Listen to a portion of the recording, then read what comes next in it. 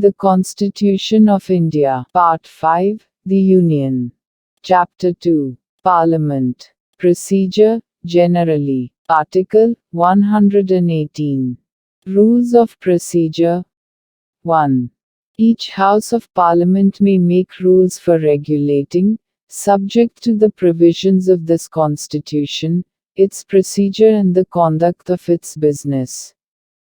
2. Until rules are made under Clause 1, the rules of procedure and standing orders, in force immediately before the commencement of this Constitution, with respect to the Legislature of the Dominion of India, shall have effect in relation to Parliament, subject to such modifications and adaptations, as may be made therein, by the Chairman of the Council of States, or the Speaker of the House of the People, as the case may be.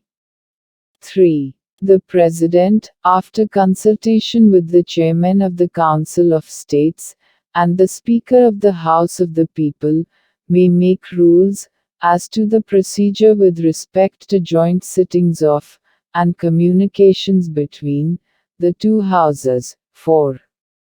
At a joint sitting of the two Houses, the Speaker of the House of the People, or in his absence, such person as may be determined by rules of procedure made under Clause 3, shall preside.